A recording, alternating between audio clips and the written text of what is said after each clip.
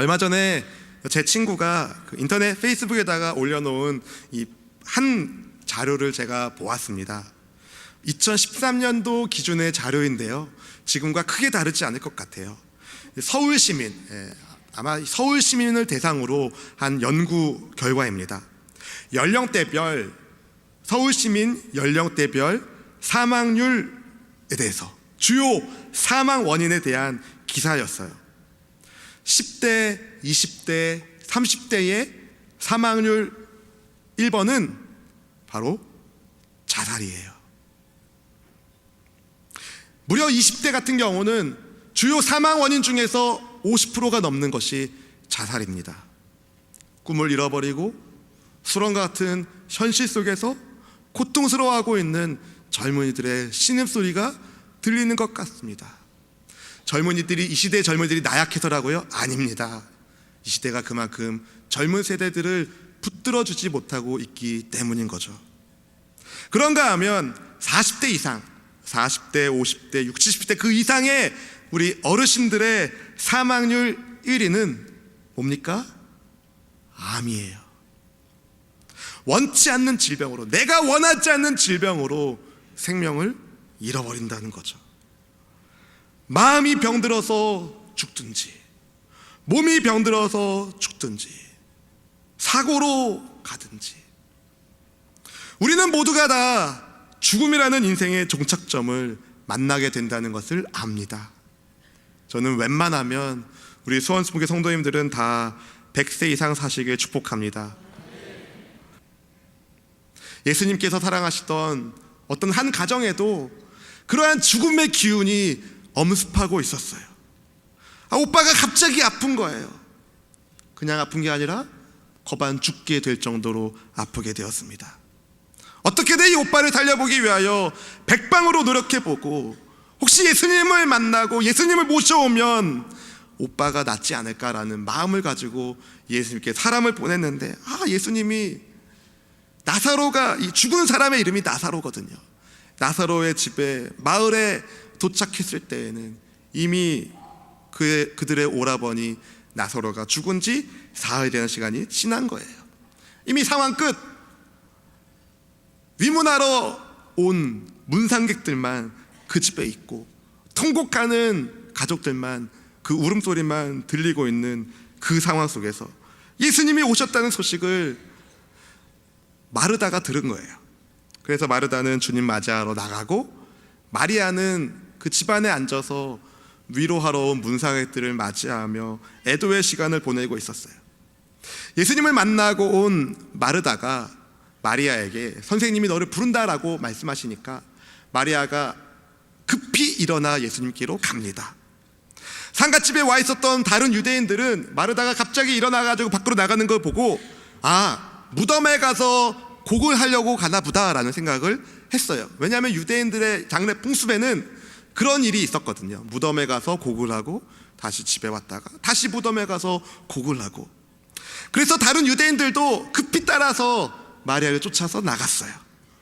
사람들이 지켜보는 자리에서 마리아가 예수님을 만나는데, 예수님을 만나자마자 예수님 발 앞에 마리아가 푹 엎드려가지고 예수님께 하소연을 합니다. 주님이 여기 계셨더라면 우리 오라버니가 죽지 않았을 텐데. 32절 말씀이 그렇게 설명하고 있습니다. 32절 말씀 같이 한번 읽어보겠습니다. 시작. 마리아가 예수 계신 곳에 가서 배웠고 그 발 앞에 엎드려 이르되 주께서 여기 계셨더라면 내 오라버니가 죽지 아니하였겠나이다 하더라. 오빠가 죽기 전에 주님 오시죠. 오빠가 죽기 전에 주님이 오시죠. 그랬다면 오빠가 죽지 않았을 텐데. 마리아가 통곡을 하며 울고 있어요. 그녀를 따라온 다른 유대인들도 마리아의 울음에 동참하며 같이 울고 있습니다. 그런데 특이하게도요, 누구 앞에서 울고 있어요? 예수님 앞에서 울고 있어요. 예수님이 누구십니까? 부활이요 생명이신 예수님 앞에서 죽음이 마치 모든 것의 끝인 것 마냥 통곡하고 있었다는 거죠. 이걸 보신 예수님이 마음이 비통해지시고 아프셨어요. 괴로우셨어요. 33절은 이렇게 말합니다. 33절 말씀 읽어봅시다. 시작. 예수께서 그가 우는 것과 또 함께 온 유대인들이 우는 것을 보시고 심령에 비통히 여기시고 불쌍히 여기사. 아니, 왜 예수님은 마음에 비통함을 가지시고 그들을 불쌍히 여기셨을까요? 안타깝게 나사로가 꽃도 피지 못하고 일찍 가서? 아닙니다. 마리아의 우는 것과 또 함께 거기서 울고 있는 유대인들의 모습을 보셨기 때문에 주님이 비통한 마음을 갖게 되셨어요.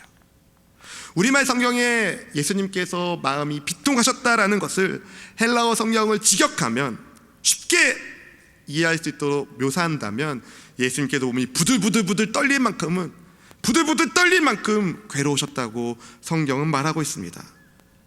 어떤 영어 성경은 그 부분을 가리켜 앵거라고 번역을 했어요. 예수님께서 분노를 가지셨다는 거죠. 두 가지 이유가 있어요. 왜 예수님께서 비통히 하시며 분노하셨는지에 대한 두 가지 이유가 있습니다. 첫째는 죄가 가져다 준 이 세상의 죽음의 문제를 주님이 직시하셨기 때문이었어요. 아무도 벗어날 수 없는 그 죽음의 문제 속에서 울고 있는 사람들을 보면서 예수님이 아프셨다는 거예요. 죽음 앞에 무기력한 인간들, 그렇게 사람을 묶고 있는, 인생을 묶고 있는 죽음의 세력을 주님이 보셨기 때문에 주님은 화가 나셨다는 거예요.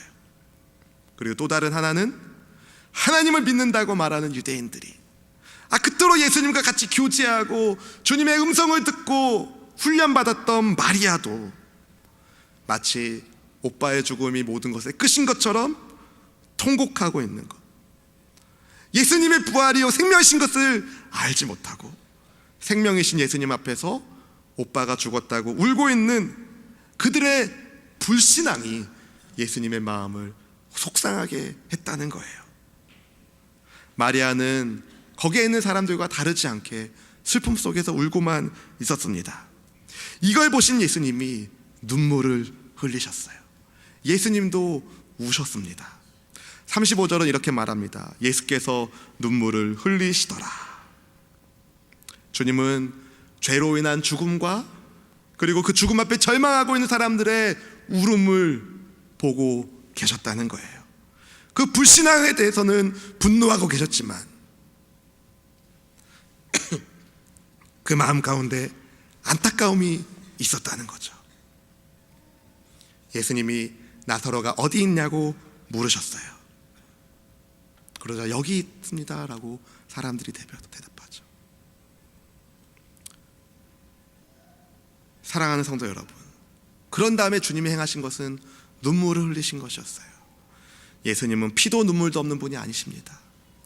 예수님은 울고 있는 사람들의 마음을 아세요. 그들이 비록 불신앙 때문이긴 하지만 그들의 울음을 주님이 이해하고 계셨다는 거예요. 슬픔 당한 사람들과 같이 우시는 예수님, 주님을 누군지도 알지 못하고 그렇게 죽음이 모든 것의 끝인 것처럼 그렇게 애통해하고 있는 사람들을 보면서 안타까운 마음, 절망과 좌절과 외로움과 같은 죽음이 가져다주는 그러한 애처로운 상황들을, 인생들의 비참한 상황들을 주님이 보셨다는 겁니다. 주님은 인간의 연약함과 슬픔과 비참함을 무시하지 않고 동정하셨어요. 불쌍히 여기셨다는 겁니다. 불쌍히 여기셨다는 거예요. 그래서 예수님이 우신 겁니다. 사랑하는 믿음의 형제자매 여러분, 제가 믿고 섬기는 예수님은 저와 같은, 우리와 같은 죄인의 처지를, 인간의 처지를 누구보다도 더 잘 알고 계시고 함께 울어주시는 분이십니다. 여러분의 슬픔을 아시고 고통을 아시고 동정하시고 이해해 주시는 분이세요. 부디 그분을 만나는 은혜가 있기를 바랍니다. 그런데 예수님의 눈물을 본 사람들이 각자 자기 나름대로 예수님의 눈물을 해석해요. 예수님이 우시나 보다, 거기까지 하면 얼마나 좋겠어요. 근데 거기에 대해서 사람들이 해석합니다. 어떤 사람들은 아주 자연스럽게 예수님께서 나사로를 정말 많이 사랑했나 보다, 사랑하는 사람이 죽었으니 예수님이 눈물을 흘리시구나, 이렇게 쉽게 생각할 수 있죠. 아마 대부분의 사람들이 그렇게 생각하는 것이 정상일 겁니다. 그런데 그 중에 어떤 사람들은 예수님에 대해서 아주 적대적인 모습을 보이고 있었어요. 불신의 모습을 드러내어 말하고 있었다는 겁니다. 바로 37절에 그런 사람들의 모습이 보입니다. 37절 말씀 읽어보겠습니다. 시작. 그중 어떤 이는 말하되 맹인의 눈을 뜨게 한 이 사람이 그 사람은 죽게 하지 않을 수 없었더냐 하더라. 아니, 맹인의 눈을 뜨게 했던 이 사람이 왜 나사로는 죽게 만들었냐며 비아냥거리는 듯한 말을 하고 있는 거예요. 이걸 예수님이 들으셨어요. 아니, 말을 하려면 안 들리게 하든지가, 그죠? 근데 들리게 말했다는 거예요. 그만큼 예수님을 향하여 적대적인 사람들이 거기에 있었다는 겁니다. 이걸 들으신 예수님이 다시 속으로 비통한 마음을 가지셨어요. 믿지 않는 이들에 대한 비통한 마음. 죄가 가져다 준 죽음의 현실, 그 죄의 문제를 해결하기 위하여 이 땅에 오신 예수님을 믿지 않는 사람들의 불신이 예수님의 마음을 고통스럽게 만들었다는 거죠. 사랑하는 믿음의 지체 여러분, 이곳에 계신 여러분, 예수님, 우리가 가지고 있는 모든 죽음의 문제들, 죄의 문제들을 해결하기 위하여 이 땅에 오신 그리스도 메시아이십니다. 여러분에게 죽음 대신에 생명을 주기 위해서 예수님께서 오셨다는 거예요. 생명을 주시기 위하여 예수님의 생명을 드리셨는데 사람들이 그걸 이해하지 못하고 듣지 못하고 받아들이지 못하고 믿지 않았다는 겁니다.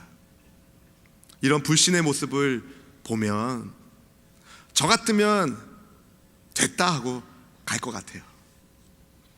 아무도 믿지 않는 그런 불신의 자리에서 무슨 기적을 베풀어요? 내가 니들 뭘 믿고 내가 기적을 베풀려냐? 그리고 그 자리를 떠날 수도 있을 것 같은데, 눈물을 흘리신 예수님은 죽어 장사된 나사로의 무덤을 찾아가세요. 불신하고 있는 사람들 앞에서 그래도 그들에게 예수님이 진짜 생명을 주시는 분이신 것을 알게 하려고, 믿게 하려고 죽은 나사로를 깨우려 가셨다는 겁니다. 당시 이스라엘 사람들은 보통 시신을 동굴에다가 안장을 했어요. 매장을 했어요. 그래서 원형의 돌을 굴려서 무덤 입구를 막습니다. 죽은 사람의 시체는 천으로 잘 싸서 무덤의 작은 방 마루 같은 곳에 눕혀 놓았어요. 그리고 세월이 흘러서 1년쯤 지난 다음에 살이 다 썩어서 떨어진 이후에 가족들이 다시 무덤의 문을 열고 그 뼈를 모아서 상자를 유골함으로 삼아서 거기에다가 그 뼈를 넣고 무덤 한켠에 보관해요. 이런 식으로 돌 무덤은 한 사람의 무덤이 아니라 가족의 묘가 되었어요. 이런 무덤에 나사로가 안장되어 있었다는 거예요. 모든 사람들이 무덤 앞에 서신 예수님을 보면서 저도 역시 애도하려나 보다라는 생각만 했겠죠. 모든 사람들이 다 인생의 종착점이 죽음이다라고 생각하는 그 상황 속에서, 그런데 예수님이 엉뚱한 소리를 하세요. 문 열어, 돌문을 열으라는 겁니다. 무덤의 돌을 옮기라는 말씀을 하시는 거예요. 그러니까 옆에 있었던 마르다가, 아니 예수님 벌써 냄새 나는데요, 시체 썩는 냄새가 난다고 말하고 있죠. 우리 39절 말씀 같이 읽어볼까요? 39절 시작. 예수께서 이르시되 돌을 옮겨 놓으라 하시니 그 죽은 자의 누이 마르다가 이르되 주여, 죽은 자가 나흘이나 되었음에 벌써 냄새가 나나이다. 죽은 지가 벌써 나흘이 되었습니다. 벌써 냄새가 나요. 이 이야기를 누가 합니까? 이 이야기를 그 문상 온 사람들이 못하죠. 어떻게 그렇게 얘기해요, 그죠? 유족이 하고 있는 거예요. 마르다가 이야기하고 있는 거예요. 아니 우리 오빠 썩는 냄새, 시체 썩는 냄새 나는데 무슨 문을 연다고 합니까? 주님 다 끝났어요. 이제 그만하시죠. 그냥 같이 울어주시고 그냥 돌아가세요. 그런 뉘앙스의 말을 마르다가 하고 있는 거예요. 이에 예수님께서 그녀에게 뭐라고 말씀하십니까? 우리 40절 말씀 같이 한번 읽어보겠습니다. 시작. 예수께서 이르시되 내 말이 내가 믿으면 하나님의 영광을 보리라 하지 아니하였느냐 하시니. 아니 모든 것이 끝났다고 생각하고 말하는 마르다에게 나를 믿기나 하면 하나님의 영광을 볼 거라고 내가 말하지 않았니? 라는 말씀을 하시는 거예요. 도대체 예수님이 누구시길래, 도대체 예수님이 누구시길래 당신을 믿으라고 말씀하신단 말입니까? 도대체 예수님이 누구시길래 예수님을 믿으면 하나님의 영광을 본다는 말씀을 하고 계십니까? 사람들은 모두가 다 예수님에 대해서 각자 이러쿵저러쿵 개인의 견해를 가지고 있어요. 예수님을 믿지 않은 사람들도 예수님에 대해서 이런 개념을 가지고 있어요. 아, 예수님 세계 4대 성인 가운데 한 사람, 인류의 위대한 스승 가운데 한 분이라고 인정을 합니다. 왜냐하면 그렇게 배웠거든요, 학교에서. 인격이 훌륭한 분으로 세상 사람들이 인정한다는 거예요. 그런데 그 예수님이 본인을 가리켜 누구라고 무엇라고 소개하셨습니까? 요한복음 11장 25절 상반절은 이렇게 말합니다. 예수께서 이르시되 나는 부활이요 생명이니. 혹시 지난주에 교회 오시지 않으신 분이 계시다면 인터넷에 들어가셔서 지난주 말씀을 한번 들어보세요. 예수님이 부활이요 생명이신지에 대해서 제가 잘 설명해 드렸습니다. 훌륭한 인품에 존경받는 스승으로 알려져 있는 인류의 스승 가운데 한 분으로 알려져 있는 예수님께서 스스로를 가리켜 부활이요 생명이라고 자신을 소개하고 계세요. 어떤 성인도 이런 말 한 사람이 없어요. 예수님만이 하신 말씀입니다. 그럼 둘 중에 하나예요.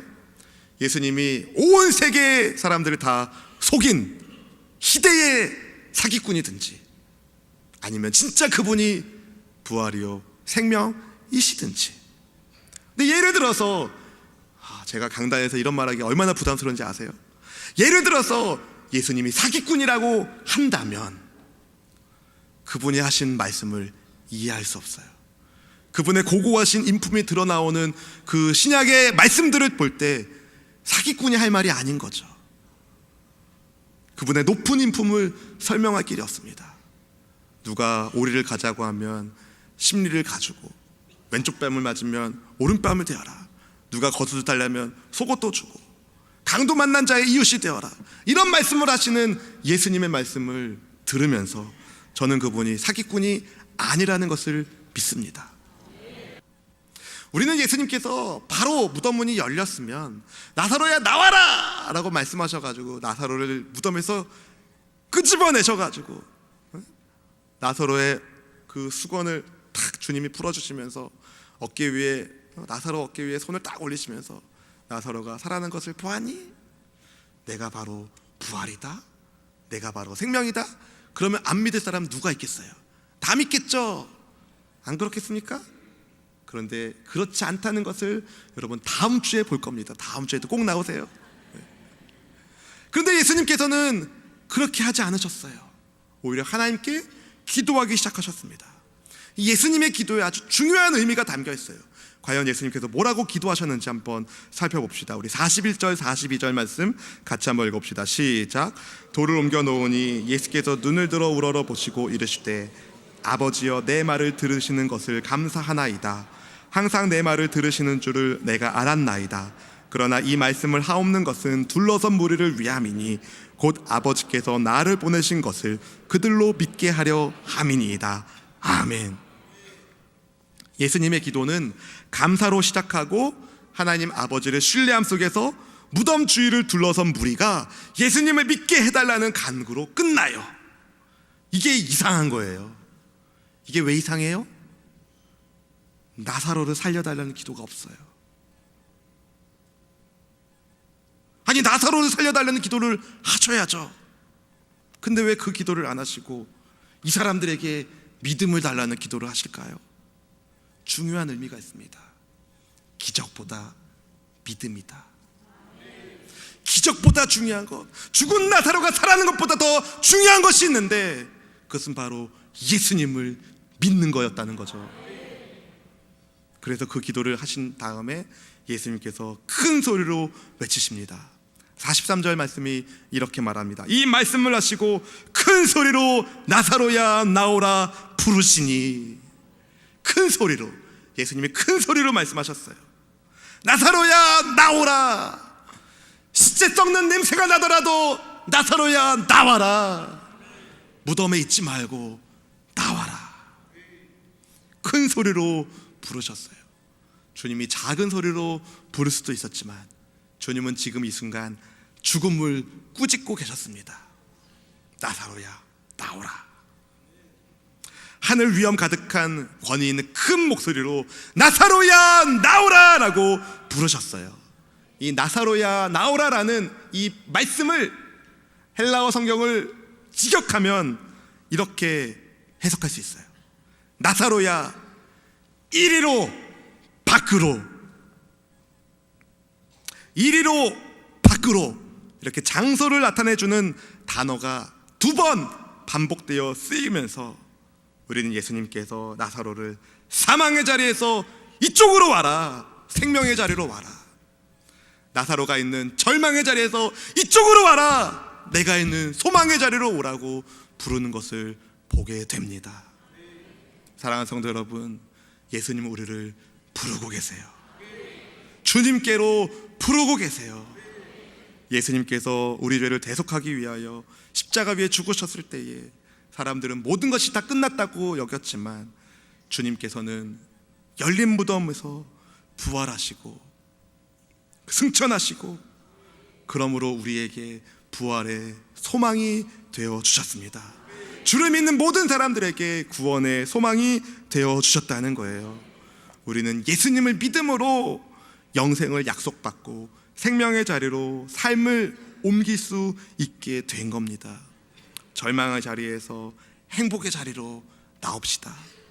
저주의 자리에서 소망의 자리로 나오세요. 예수님이 여러분을 부르고 계십니다. 나사로야, 나오라. 사망 권세 깨뜨리시고 부활하신 예수님이 저와 여러분을 부르고 계십니다. 더 이상 죽음이 주는 절망 속에서, 세상이 주는 죄악 속에서 외로움과 낙심과 울부짖은 울음 속에만 거하지 마시고 여러분과 함께 울어주시고 여러분에게 생명을 주시는 그분의 부름 앞에 모두가 나오시기를 주님의 이름으로 축복합니다. 예수님께서 큰 소리를 부르시니까 나사로가 살아나왔어요. 44절에 이렇게 말합니다. 죽은 자가 수족을 배로 동인 채로 나오는데 그 얼굴은 수건에 쌓여 있더라. 예수께서 이르시되 풀어놓아 다니게 하라 하시니라. 이것도 기적인 게요, 수건에 쌓인 채 나사로가 나왔어요. 꼼꼼하게 시신을 쌌는데 정상적인 사람도, 살아있는 사람도 그렇게 수건으로 꽁꽁 싸매면 다 이렇게 다 해가지고 꽁꽁 싸매는데 어떻게 일어나요? 누워있는데. 네? 못 일어나요. 나사로가 일어나서 나오는 것 자체가 기적이라는 거죠. 그 일을 나사로가 한 것이 아니라 하나님이 행하셨다는 것을 보여주는 겁니다. 부활이요 생명이신 예수님의 부름에 죽었던 나사로가 나오죠. 살아납니다. 썩은 시체 냄새 난다고 말했던 마르다가 살아난 오빠를 보면서 무슨 생각을 했을까요? 오빠의 수건을 풀면서, 동여매였던 그 푸건을 풀면서 마리아와 마르다는 무슨 말을 했겠습니까? 그리고 다시 살아난 나사로는 무슨 말을 했을까요? 궁금하죠. 저는 엄청 궁금해요. 나중에 천국 가서 꼭 물어볼 거예요. 무슨 말을 했는지. 성경에 나오진 않지만 저는 주님이 말씀하신 대로 네가 믿으면 하나님의 영광을 보리라 하지 않았느냐라는 주님의 말씀을 비추어 봤을 때에 나사로가 하나님께 영광 했을 겁니다. 주님께 영광. 예수님을 믿으면 이렇게 하나님의 영광을 보게 됩니다. 말씀을 마치겠습니다. 나사로의 부활 사건을 묵상하면, 연구하면 할수록 저는 우리가 해야 할 일이 있다는 것을 살펴보게 됩니다. 그것은 무덤의 돌문은 내가 열어야 한다는 거죠. 내가 할 수 있는 건 해야 된다는 거예요. 내가 다시 살아나는 것, 사망에서 생명의 자리에 옮겨지는 것은 내 힘으로 하는 게 아닙니다. 그건 주님이 하시는 거예요. 주님이 여러분에게 말씀하십니다. 네 마음의 문을 열어라. 네 마음의 돌문을 옮기라. 사망 권세 속에 우리를 가두고 있는 의심의 돌문을 옮겨야 합니다.